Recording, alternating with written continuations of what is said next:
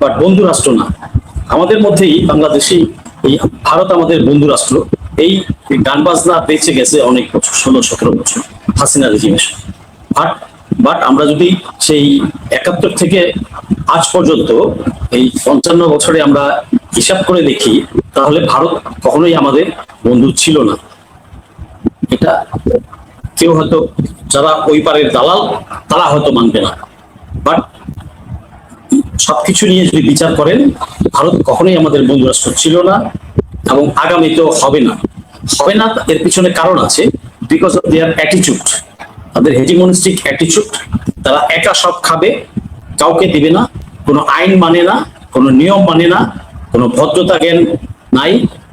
হিন্দুত্ববাদী রাষ্ট্র প্রতিষ্ঠার এরা বিভোর হয়ে আছে, আর এরা প্রচুর মিথ্যা কথা বলে।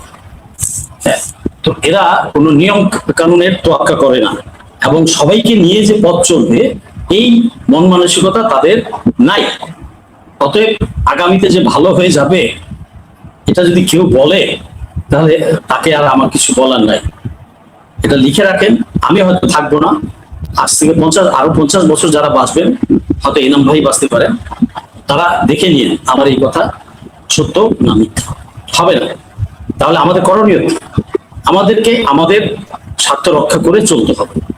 আমরা বাংলাদেশ কিন্তু কখনোই ভারতের প্রতি কোনো রকম মানে অশুভ আচরণ করতে যাইনি, তাদের প্রতি আঘাত দিতে যাইনি, আমরা তাদের প্রতি অসহযোগিতা দেখাই নেই, তাদেরকে অ্যাটাক করতে যাইনি। বরঞ্চ এরা 56 বছর বিভিন্ন ভাবে বাংলাদেশকে শুষে খাইছে। ওরা বলে যে স্বাধীনতায় আমাদের হেল্প করেছে, মিথ্যা কথা। ওরা ওদের স্বার্থের জন্য পাকিস্তানকে 2 টুকরা করেছে। আর আমাদের ভিতরকার তখনকার কিছু ব্যক্তি, অতি উৎসাহী ব্যক্তি, তারা লাফাইছে, এবং তাদের পরবর্তীতে এইবারে মুজিব বাহিনী বা ভারতীয় দালাল বাম কিছু সাড়ে শয়তান এপারে আছে, মোদীর সন্তান আছে। এরা শুধু ওই ভারত ভারত ভারত গান গায়, মনে করে ভারত কত মহান, কত শক্তিশালী। আসলে যে ভারত একটা দুর্বল রাষ্ট্র, এটা যাদের মেধা আছে তারা বুঝবে। 20 কোটি লোকের দেশ বাংলাদেশ, আয়তনে ছোট হতে পারে, বাট একটা শক্তিশালী দেশ। কারণ এক ভাষা, এক খাদ্যাভ্যাস, এক বস্ত্র, এক জাতি, ইনট্যাক্ট একটা জাতি। আর ওদের 84টা ল্যাঙ্গুয়েজ আছে, 84টা জাতপাত আছে। তো আমরা ইনফ্যাক্ট শক্তিশালী। যারা শৌর্য বীর্যহীন লোক আমাদের দেশে, তারাই শুধু মনে করে ভারত অনেক বড়। আসলে ভারত কিচ্ছু না, ভারতকে কেয়ার করার কোনো দরকার নাই। আমাদের সাথে ভারতের বর্ডার আছে প্রায় 4100 কিলোমিটার। এর মধ্যে অধিকাংশই কাঁটাতারের বেড়া তারা দিয়েছে। কিন্তু চিন্তা করেন, আবার হিল ট্যাক্সের কাঁটাতারের বেড়া দিতে পারে, কারণ কি? ওরা তাদের স্বার্থে দেয়নি। ওদিকে শান্তি বাহিনী ঢুকাবে যে। এখন প্রতিবেশী ওরা ঠিক, কিন্তু বন্ধু না, এটা বুঝতে হবে। এই জাতিকে বুঝতে হবে, সবাইকে, দল মত ধর্ম বর্ণ সবকিছু নির্বিশেষে এটা বুঝতে হবে, মানতে হবে, পালন করতে হবে যে ভারত কখনোই আমাদের বন্ধু না এবং হবেও না। 56 বছর অনেক ইনসিডেন্ট ঘটেছে। ইভেন 18 সালের আগে 10 বছরের একটা স্ট্যাটিস্টিক্স ছিল, যেটা প্রায় 300+ তারা হত্যা করেছে। 18 থেকে এই 24 পর্যন্ত যে রেকর্ড, সেটা অলওয়েজ রাইজিং রেকর্ড হত্যা, সীমান্তে হত্যা। 25 সালে তারা সবচেয়ে হাইয়েস্ট হত্যা করেছে 34 জন। এটা আইন ও সালিশ কেন্দ্র এবং হিউম্যান রাইট সাপোর্ট সোসাইটি, এদের ডাটা অনুযায়ী দেখা গেছে যে এরা কি পরিমাণ আমাকে হত্যা করছে, আহত তো করেছে। তারপরে এইবারের সম্পদ, গরু বা চুরিদারি করে নিয়ে গেছে, অনেক কিছু করছে। আমাদেরকে সবসময় একটা বদনাম দেয় যে গরু আনতে যায় আমাদের লোক, মিথ্যা কথা। আমার দেশে গত 10 বছর যাবৎ গরু সারপ্লাস। গরু, ওখানকার গরু লাগে না, প্রয়োজন হয় না ঈদের সময় বা সারা বছর। আমাদের খামারিরা এটা যখনই মোদী বলেছে ভারত গরু যাবে না, আমাদের আলহামদুলিল্লাহ আর গরু লাগে না। কারণ এপারে 2 বছরের মধ্যেই গরু চাষাবাদ খামারিরা শুরু করেছে, এবং খুব ভালোভাবে। আলুও আমাদের লাগে না। কিন্তু আমাদের কিছু চরিত্রহীন বিজনেসম্যান আছে, যারা ওই জাস্ট বেশ পরিমাণ একটু অতিলোভী যারা আছে, লাভ করার জন্য ওই পার থেকে আনতে চায়। আমার দেশে যে আলু প্রোডাকশন হয়, যে পেঁয়াজ প্রোডাকশন হয়, দরকার পড়ে না 36 লাখ টন ইয়ারলি পেঁয়াজ প্রোডাকশন। আমাদের লাগে হচ্ছে 32 লাখের মতো, আমাদের পচে যায় 8 লাখ টনের। তো আমাদের দেশে পেঁয়াজ দিয়ে করে, শুধুমাত্র একটা সমস্যা হচ্ছে 4-5টা যদি পেঁয়াজের বড় কোল্ড স্টোরেজ থাকতো তাহলে হইতো। অনেক বছর আগে সিরাজগঞ্জে একজন ট্রাই করেছিলেন, তারপরে ভদ্রলোক মারা গেছে, আমি জানি না। তো এটা গভর্নমেন্টকে নজর দিতে হবে যে যাতে পারে। আমাদের কিন্তু ওইবারে দরকার নাই, কিছু লাগে না আমাদের।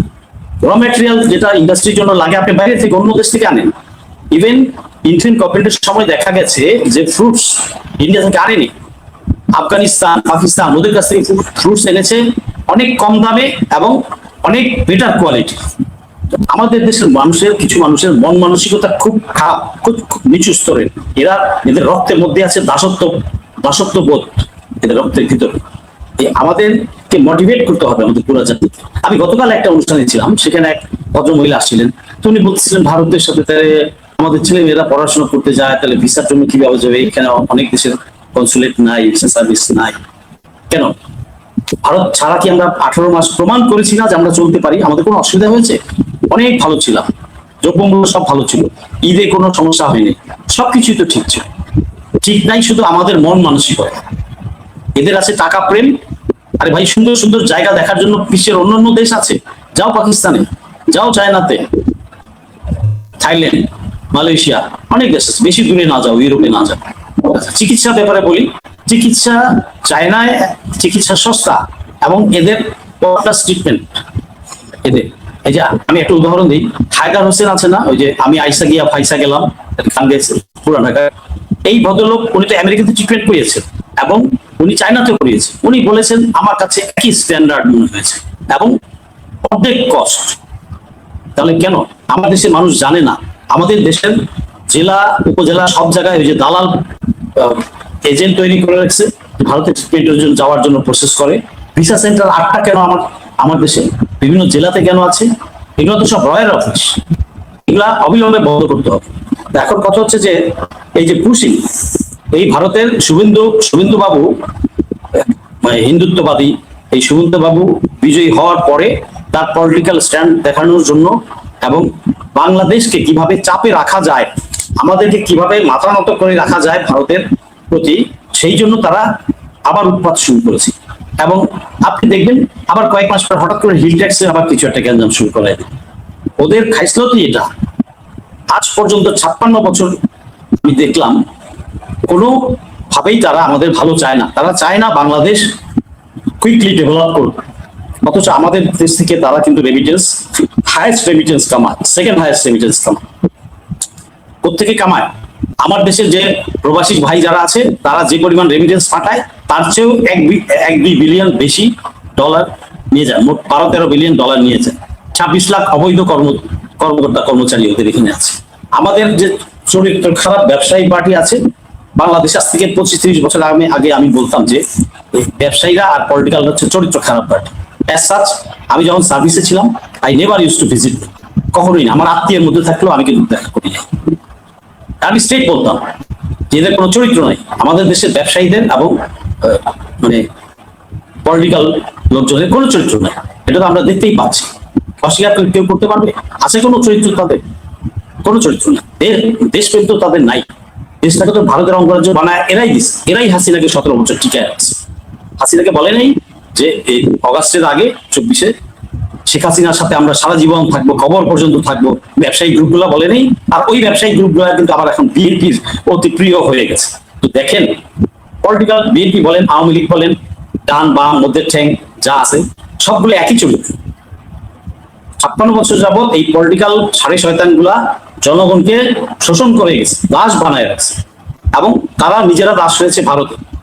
আমার 18 থেকে 20 কোটি লোকের উপর আস্থা, এক জাতি আস্থা রাখতে আমার দেশ লক্তরায় সামনে বাড়তে পারে। এদের মেরুদণ্ড নাই। সূর্য বীর্যহীন লোকগুলা পলিটিক্স আসছে, 4th ক্লাস লোকগুলা পলিটিক্স আসছে। ব্যাকগ্রাউন্ড খুঁজে দেখেন, যান 30-40 বছর আগে এদের ব্যাকগ্রাউন্ড কি ছিল, আমি নাম ধরে বলতে চাই না, ওয়েল ফাইন্ড যে এরা খুবই নিচু ক্লাস থেকে উঠে আসছে। যেই কারণে পলিটিক্যাল ইনস্টিটিউশন গুলা রিয়েল ডেমোক্রেসি প্র্যাকটিস তারা করে নাই কোনোদিন। এরা যতদিন মহিলা সাফ না হবে, কেউ এই পলিটিক্যাল ইনস্টিটিউশনগুলোর চরিত্র বদলাবে, রাজনীতির যে অপসংস্কৃতি এটা দূর হবে। এবং আমি আশাবাদী আমাদের যে জুলাই যোদ্ধা প্রজন্ম, জেনজি, যাদের বয়স 40-এর নিচে, তারা এই পরিবর্তন আনতে পারবে। এবং জুলাই যোদ্ধাদের সাথে বেইমানি করেছে বর্তমান সরকার, বিএনপি। তো এখন এই যে পুশিংটা করছে, এটাকে সরকারকে শক্ত অবস্থান নিতে হবে, ডিপ্লোম্যাটিক্যালি এবং ফিজিক্যালি অন গ্রাউন্ড। ডিপ্লোম্যাটিক চালাচালি করতে হবে, এই ইস্যুটাকে ইন্টারন্যাশনাল পর্যায়ে নিয়ে যেতে হবে, আন্তর্জাতিক পর্যায়ে এটা কমপ্লেইন করতে হবে আইন মেনে, এবং আমাদের বিজিবিকে আরো শক্তিশালী করতে হবে, সাথে জনগণকে নিয়ে প্রতিটা বর্ডারিং উপজেলাগুলো যেগুলো আছে জনগণকে সচেতন হতে হবে, জনগণকে সাথে নিয়ে কমিটি করে পুরো বর্ডার যেন পাহারা। এই জন্য জনগণকে নিতে হবে যে আমাদের সাফিসিয়েন্ট না বিডিআর, আমাদের দুইটা বিওপি বা মধ্যে ডিস্টেন্স হচ্ছে ধরছে সাপোজ 2 কিলোমিটার, এই 2 কিলোমিটারের মধ্যে ওদের 5টা চেকপোস্ট বা ওয়াচ টাওয়ার আছে। তো এই আমাদের যে 2 কিলোমিটার ফারাক ডিফারেন্স, মাঝখান দিয়ে ঢুকে যায় ইজিলি। সব জায়গায় তো ট্রেন একরকম না, গার্ড দিতে পারে। সো আমাদেরকে বিডিআর ব্যাটালিয়ন কমপক্ষে আরো 20টা বিডিআর ব্যাটালিয়ন রেজ করতে হবে, যাতে পুরো বর্ডার আরো ইনট্যাক্ট ভাবে গার্ড দিতে পারে। জি, ধন্যবাদ।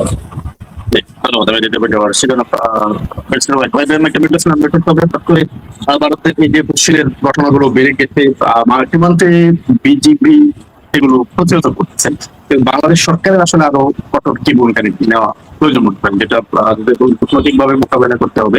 এই মুহূর্তে বাংলাদেশ সরকারের কূটনৈতিক ভাবে কতটুকু এই বিষয়টা।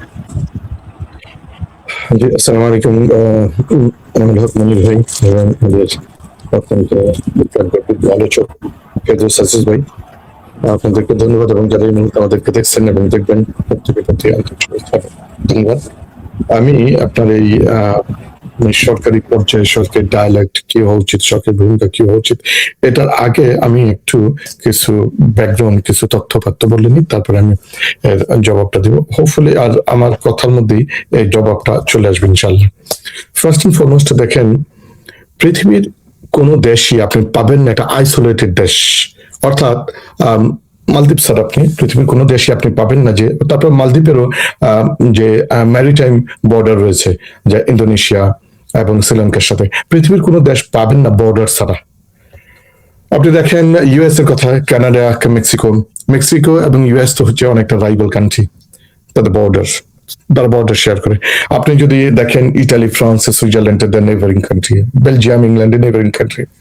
আপনি দেখান তো দেখি একটা, আমি আমার এই জীবদ্দশা এখনো পর্যন্ত দেখি নেই যে এই সমস্ত বর্ডার গুলোতে নিয়মিত বর্ডার কিলিং হয়, ধর্ষণ হয়, হত্যা হয় না, কখনোই না। কারণ এর একটা অন্যতম কারণ হচ্ছে তারা জানে তার অধিকারটা বুঝে নিতে পারে, তারা জানে কার কতটুকু লিমিট রয়েছে, তারা জানে কাকে কি করতে হবে, তারা বুঝে এটা। এবং তাদের মধ্যে আরেকটা যেটা, একটা দেশ অন্য দেশের উপরে এই বর্ডারে মাতবরি ডমিনেট করতে যায় না, তারা সিভিলাইজড সোসাইটি, তারা এই স্ট্যান্ডার্ডটা তারা মেনটেন করে। এবার দেখেন আমাদের দেশের যে বর্ডার সেটা হচ্ছে, বাংলাদেশের বর্ডারটা হচ্ছে প্রায় 4100 কিলোমিটার মতো বর্ডার শেয়ার করে ইন্ডিয়ার সাথে, এবং অনেক বড় second largest border sharing country between India and Bangladesh. ঠিক আছে, তো এটা 1971 সালের পর থেকেই কিন্তু এই যে সীমান্ত হত্যা চলছেই, এর কি কোনো শেষ হয়েছে? আপনি 2020 সাল পর্যন্ত যদি আপনি জরিপ দেখেন, 2020 সাল পর্যন্ত 1860 জনকে সীমান্তে হত্যা করা হয়েছে। আমি আরো 5 বছর যদি অ্যাড করি তাহলে এটা হবে 2000+। আচ্ছা, গত বছর যেটা আমার আজিজ ভাই অলরেডি বলেছে যে আইন ও সালিশ কেন্দ্র, তারপর হচ্ছে হিউম্যান রাইটস সোসাইটি, তাদের রিপোর্ট অনুসারে 34 জনকে হত্যা করা হয়েছে বর্ডারে, আর এই বছরের এখনো হিসাবটা আসেনি। এই হত্যাগুলোর কি কখনো সুষ্ঠু তদন্ত এবং বিচার হয়েছে? কখনোই হয়নি। সর্বোচ্চ কি হয়েছে, উভয় দেশের মধ্যে 2-1 পতাকা বৈঠক হয়েছে, 2-1 ডায়ালগ হয়েছে, ব্যাস ইট, ফিনিশ। ফেলানির লাশ কাঁটাতারে ঝুলছে, এরকম আরো বহু ঠিক না? যে এর কিন্তু একটা কার্যকর যে ধরনের বিচার হওয়া উচিত বিটুইন দ্য কান্ট্রিজ অথবা ইন্টারন্যাশনাল লেভেলে, এইটা হয় না। আজকে আমরা যে পানির কথা বলি, ফারাক্কার কথার জন্য আমরা ইউএন লেভেলে জাতিসংঘে যেতে পারি, অথচ এই যে নিষ্প্রাণ মানুষগুলো, বর্ডার কান্ট্রি মানুষগুলোকে একের পর এক হত্যা করতেছে, আমাদের সীমান্তে প্রায় 2000-এর উপরে মানুষ হত্যা করা হলো, এটা কি আন্তর্জাতিক আন্তর্জাতিক অঙ্গনে এটা কি নক করা হয়েছে? করা হয়নি। কেন হয় না? এটা আমার দেশের রাষ্ট্রপ্রধানরা এর ভালো জবাব দিতে পারবে, সরকার প্রধানরা ভালো জবাব দিবে। এবার আরেকটা বিষয় দেখেন, ইন্ডিয়া কি শুধু বাংলাদেশের সাথেই বর্ডার শেয়ার করে? অফকোর্স না। তারা সীমান্তে বর্ডার শেয়ার করে 6টা দেশের সাথে, চায়নার সাথে, পাকিস্তানের সাথে, নেপালের সাথে, ভুটানের সাথে। আপনি কি কখনো দেখেছেন পাকিস্তান সীমান্তে গিয়ে গুলি করে হত্যা করছে ইন্ডিয়া? চায়না সীমান্তে সেই মুরুদ তাদের নেই, সেই মেরুদণ্ড তাদের নেই। উল্টা ওখানে উচ্চবাচ্য করতে গিয়ে তাদের লাদাখে মার তো খেয়েছে, 2 কিলোমিটার জায়গা ছেড়ে দিতে আসতে বাধ্য হয়েছে। দিস ইজ কল্ড দেশপ্রেম। This is called the patriotism. This is called how to you protect your country, your land. একটা লাশ পড়বে আর বিনা বিচারে, বিনা চ্যালেঞ্জে ছেড়ে দেওয়া হবে? নো, অফকোর্স না। সেই সাহস কিন্তু ইন্ডিয়ান নাই। শুধু কি তাই, কয়েক বছর আগে ছোট্ট দেশ নেপাল অর্থনৈতিক ভাবে বাংলাদেশ থেকেও অনেকটাই অনগ্রসর, এই দেশের হাতে তারা নাকা নিচু বানিয়ে খেয়েছে, এই দেশের আর্মির কাছে ইন্ডিয়ান আর্মি দৌড়ানি খেয়েছে। দেখছেন না? এটা তো আমি ইতিহাস থেকে, এবং আপনারা সবাই দেখতেছেন। তাহলে বাংলাদেশে কি হচ্ছে? আচ্ছা, তারপর আপনি আরেকটু যদি দেখেন, যে আমি যেটা বলতেছিলাম যে মালদ্বীপের সাথে ইন্ডিয়ার আরো একটা যেটা মেরিটাইম বর্ডার যেটা শেয়ার করে, সেটা হচ্ছে ধরেন মালদ্বীপ, থাইল্যান্ড, শ্রীলঙ্কার সাথে। সেখানে কি কখনো দেখছেন ইন্ডিয়াকে গিয়া মাতভরি করতে? কখনো কোনো জেলেদের নৌকাকে, ট্রলারকে ধরে নিতে দেখেছেন? অথচ আমার দেশের নদীতে আমার দেশের জেলেরা মাছ ধরতে যায়, কিন্তু অন্যায় ভাবে এসে আমাদের দেশের জেলেদেরকে ধরে নিয়ে যায়। আমি আমার রাইটটাকে বুঝে নিতে পারি না। আমি আমার ভারতীয় আধিপত্যবাদের কাছে এখনো পর্যন্ত, আজকে স্বাধীনতার 55 বছর পরে এসে আমি আমার রাইটটাকে বুঝে নিতে পারিনি। আমি আমার মাথাটাকে উঁচু করে এখনো পর্যন্ত দাঁড় করাতে পারিনি। আমি বলতেছিলাম যে 1971 সাল থেকেই এই যে কিলিং শুরু হয়েছে। আপনি দেখেন 1971 সালে যেটা আজিজ ভাই বলেছে, নামমাত্র সহায়তা, আসলে it was not help at all, assistant at all. এটা ছিল তাদের একটা উপনিবেশবাদ এবং বাণিজ্যিকরণের কারণে তারা 4 ডিসেম্বর বাংলাদেশে কি সহায়তা করার জন্য আসলো। অথচ এর আগে বাংলাদেশের বহু জেলা স্বাধীনতা লাভ করেছে, কিন্তু তারা কি করলো? টার্গেটেড কিলিং শুরু করলো। সর্বপ্রথম তাদের টার্গেট কিলিং শুরু হয় ক্যাপ্টেন রুহুল আমিনকে দিয়ে। আপনি জানেন, বিমান বাহিনী, আমাদের 7 জন বীর শ্রেষ্ঠ একজন ক্যাপ্টেন রুহুল আমিনকে কারা হত্যা করেছে? ভারতীয় বিমান বাহিনী তাকে আকাশে গুলি করে ফেলে দিয়েছে। এটা সবাই open secret, everybody knows about it, everybody. এটাকে ডিনাই করার কোনো সুযোগ নেই। বুদ্ধিজীবী হত্যাদের কারা করেছে? র করেছে। এবং এই বুদ্ধিজীবী হত্যার পিছনে যে ইনফরমেশন গুলো জহির রায়হানের কাছে ছিল, সেই জহির রায়হানকে পর্যন্ত হত্যা করা হয়েছে না? জিয়াউর রহমানকে হত্যা করে নাই? করেছে। আপনি সর্বশেষ বিডিআর হত্যা, এই বিডিআর হত্যা কাণ্ড করলো ইন্ডিয়া করলো। এই ইনফরমেশন গুলো তারা কারা জানতো? সমস্ত ডকুমেন্টেড ইনফরমেশন গুলো আমাদের একটা সাংবাদিক দম্পতির হাতে চলে আসছিল। কোথায়, কোন জায়গাতে কি হয়েছিল, সাগর রুনি সব জানতো।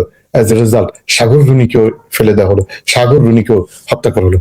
তারা এখানেই থেমে থাকেনি। তাদের একটা প্রেসক্রিপশনে একটা দলের, রাজনৈতিক দল বাংলাদেশের জামায়াত ইসলামের শীর্ষস্থানীয় নেতৃবৃন্দদেরকে তারা হত্যা করে ফেললো। কারণ তারা মনে করে, ইন্ডিয়া মনে করে আওয়ামী লীগ এবং বিএনপি কে তারা কিনতে পারবে, আওয়ামী লীগ এবং বিএনপি কে তারা ম্যানিপুলেট করতে পারবে, আওয়ামী লীগ এবং বিএনপি কে তারা তাদের সেবা দাসে পরিণত করতে পারবে, আওয়ামী লীগ এবং বিএনপি কে ভারত মনে করে গোলামে পরিণত করতে পারবে। কিন্তু তারা এটা কখনোই মনে করে না যে জামাতকে তারা কন্ট্রোল করতে পারবে। দেয়ারফর তাদের জামাতকে ভ্যানিশ করতে হবে, নিঃশেষ করতে হবে। এর জন্য তারা ফাঁসি দিল। শুধু এখানেই কি শেষ? এখানে শেষ না। সর্বশেষ আমরা কি দেখলাম? হাদির মতো এমপি একটা ক্যান্ডিডেট, উদীয়মান টকবকে তরুণ, ও ক্যান্ডিডেট নির্বাচন করতে আসলো, তাকে সরিয়ে দেওয়া হলো। এবং তারা যে হত্যা করেছে, এইটা আমরা এই গত কয়েকদিন আগে তাদের দেশের সাবেক মুখ্যমন্ত্রী ভাষ্য এবং সে ক্লিয়ার তার বৈঠকে এটাকে কনফার্ম করলো। মমতা ব্যানার্জি করলো না? আপনি এই সমস্ত হত্যাকাণ্ডের এবং দিবালকের মতো, বিশেষ করে আপনি যদি হাদির হত্যাকাণ্ড দেখেন, যে আজও পর্যন্ত কোনো তদন্ত রিপোর্ট দেওয়া হয়নি। সাগররণী হত্যাকাণ্ড কত হলো? অনেক দিন, প্রায় এক যুগের মতো। 2010 এর ঘটনা, পারহ্যাপস 9 বা 10 এর কথা। কোনো তদন্ত রিপোর্ট হয়েছে? হয়নি। বিডিআর এর কোনো হয়েছে, কোনো তদন্ত হয়েছে, কোনো বিচার হয়েছে? বিচার নামে একটা কে গোজামিল করা হলো, ঠিক আছে, হয় নাই। অর্থাৎ আমরা কখনো মাথা তুলে ভারতীয় আধিপত্যবাদ থেকে বেরিয়ে আসার জন্য কখন আমরা সিদ্ধান্ত নিই। এর জন্য দরকার একটা আগে সিদ্ধান্ত। এবার আসি, আপনি দেখবেন কখন এই পুশিং গুলো হয়, কখন সীমান্ত হত্যাগুলি হয়। আপনি একটু আমার এই বক্তব্যটা দর্শকদেরকে বলবো, আপনারা একটু ইতিহাসের সাথে মিলিয়ে দেখবেন। পুশিং তখনই বাড়বে যখন বাংলাদেশ, বিশেষ করে চায়না, পাকিস্তান, তাদের সাথে সম্পর্ক বৃদ্ধি করতে যায়, অথবা তাদের সাথে বিজনেস নেগোসিয়েশন করতে যায়, তখনই পুশিং বাড়বে। আপনি দেখেন টার্কির foreign minister is visiting Bangladesh now. হ্যাঁ, টার্কির ফরেন মিনিস্টার বাংলাদেশে ভিজিট করতেছে এবং তাদের সাথে গভর্নমেন্টের সমঝোতা এবং চুক্তি স্বাক্ষর হচ্ছে। বিমানের চুক্তি স্বাক্ষর হচ্ছে, বিমানের যন্ত্রপাতি, কলাকৌশল এবং ড্রোনের প্রশিক্ষণ, ড্রোন তৈরি প্রশিক্ষণের চুক্তি স্বাক্ষর হচ্ছে। অন্যদিকে বর্তমান গভর্নমেন্ট বগুড়াতে একটা আন্তর্জাতিক মানে বিমানবন্দর করতে চাচ্ছে এবং সেখানে একটা সামরিক ঘাঁটি করতে চাচ্ছে। ঠাকুরগাঁওতে সামরিক ঘাঁটি করতে চাচ্ছে, নীলফামারীতে বিমানবন্দর সামরিক ঘাঁটি করতে চাচ্ছে। তারপর হচ্ছে আরেকটা কোন জেলায় জানি, সম্ভবত বগুড়াতে, মানে একটা বৃহৎ হসপিটাল করতে চাচ্ছে। এগুলো সব হচ্ছে দেখেন 7 সিস্টারের আশেপাশে, রাইট? এবং এর সাথে পাকিস্তানের সাথে সামরিক করেছে, সামরিক বিশেষ করে তাদের প্রশিক্ষণ ইত্যাদি এই বিষয়। অর্থাৎ তারা অন্যান্য দেশগুলোর সাথে, স্পেশালি চায়না, পাকিস্তান এবং টার্কির সাথে সম্পর্ক ডেভেলপ করতেছে। এখন তাদের মাথা খারাপ, এর জন্য একটা সস্তা ভেরি চিপ ইকুইপমেন্ট তাদের কাছে আছে, যাও ঠেলে কতগুলোকে বাংলাদেশে ঠেলে দাও। অর্থাৎ এটা পারপাসলি করা হচ্ছে যাতে একটা সীমান্তে উত্তেজনা বাড়ে এবং দেশের ভিতরে একটা উত্তেজনা বাড়ে। একটা দেশের ভিতরে আপনি ছোট্ট আরেকটা উদাহরণ আমি একটু দিয়ে নিই। সম্ভবত গাইবান্ধাতে একটা মূর্তি তৈরি করা হচ্ছে, যেই মূর্তিটা ইউনূস সরকারের আমলে 15ই সেপ্টেম্বর গত বছরের আমি যেটুকু দেখলাম। এখন এই মূর্তিটাকে সামনে নিয়ে আসার চেষ্টা করা হচ্ছে, এ নিয়ে পক্ষে বিপক্ষে বিভিন্ন কথা। অর্থাৎ একটা দেশ থেকে একটা ভায়োলেন্স, একটা ইনসাইটমেন্ট তৈরি করার, একটা ফেক একটা ইনসাইটমেন্ট তৈরি করতে চাচ্ছে। এগুলো পারপাসলি করা হচ্ছে, এগুলো পারপাসলি করা হচ্ছে। আপনি দেখেন পৃথিবীতে, আমি যেহেতু টুকটাক বিভিন্ন দেশে যাওয়ার সুযোগ হয়েছে, আর টুকটাক মানে দেশ বিদেশের হিস্ট্রি যেহেতু একটু ঘাটাঘাটি করার, এটা পৃথিবীর ইতিহাসে আপনি দেখবেন পৃথিবীর মধ্যে সবচেয়ে যদি স্বার্থান্বেষী, স্বার্থবাদী যদি দেশের থেকে থাকে ইসরায়েলের পরে, সেটা হচ্ছে India. 2 one is India, another one is Israel. Israel হচ্ছে শুধু একটা দেশের সাথে, মানে যেভাবে করাইতে প্যালেস্টাইনকে তারা গ্রেড করতে চায়, হ্যাঁ তাদের একটা ঐতিহাসিক হিস্ট্রি আছে, সেটা অন্য কোনো সময় বলা যাবে। কিন্তু ভারত আমাদেরকে সেই 1947 থেকে তারা পারপাসলি একেবারে একটা মেটিকুলাস ডিজাইন করে তারা অগ্রসর হচ্ছে। তারা চায়, তারা কি থেমেছে? তারা দেখেন বহু স্বাধীন দেশগুলোকে গ্রাব করেছে না? 1947 সালে, 1948 সালে হায়দ্রাবাদের মতো স্বাধীন একটা দেশকে তারা বিলীন করে দিয়েছে। পৃথিবীর ইতিহাস, পৃথিবীর মানচিত্র থেকে হায়দ্রাবাদকে নাই করে দিয়েছে। 1961 সালে গোয়াকে হায়দ্রাবাদের বিশ্বের মানচিত্র থেকে নাই করে দিয়েছে। তারপরে হচ্ছে সিকিমকে 1975 সালে নাই করে দিয়েছে। এখন যদি তারা সুযোগ পায়, তারা বাংলাদেশকে নাই করে দিতে যাবে। This is their meticulous design. This is their ultimate goal. This is their purpose and plan. এখন এই স্বার্থান্বেষী দেশ যারা আমাদের বর্ডারের 3টা দেশকে চেকে বসছে, এখান থেকে আপনি বের হবেন কি করে? কি করবেন? করণীয় কি? করণীয় ফার্স্ট এন্ড ফরমোস্ট হচ্ছে গভর্নমেন্টের একটা সিদ্ধান্ত দরকার সর্বপ্রথম। আমি আবার বলি, আপনার ইস্যুর মাধ্যমে যারা দেখছেন, এবং আমি আশা করি গভর্নমেন্টের কোনো নেতৃবৃন্দ যদি দেখেন, টেক ইট সিরিয়াসলি। তাদেরকে সর্বপ্রথম সিদ্ধান্ত নিতে হবে, আমি ভারতের সাথে আমার ডিলিংসটা কি হবে? ভারতের সাথে আমার ডিলিংসটা কি স্বামী স্ত্রীর মতো হবে? ভারতের সাথে আমার ডিলিংসটা কি দাদাগিরির মতো হবে? নাকি ভারতের সাথে আমার ডিলিংস হবে চোখে চোখ রেখে, মেরুদণ্ডকে সোজা করে আমি আমার ন্যায্য অধিকারটাকে বুঝে নিতে চাই। আমি আমার যোগ্যতা এবং আমার সার্বিক অবস্থার প্রেক্ষিতে আমার যেটা প্রাপ্য, আমি আমার সে প্রাপ্য বুঝে নিতে চাই। আমার সীমান্তে যদি অন্যায়ভাবে পুষিন হতে চায়, কোন ডিলিংস হয়, I'll not leave it. আমি এটাকে ছেড়ে দিব না। I'll take it seriously and I will hold them accountable. আমি তাদেরকে অ্যাকাউন্টেবল করবো, আমি তাদেরকে ছেড়ে দিব না। আপনাকে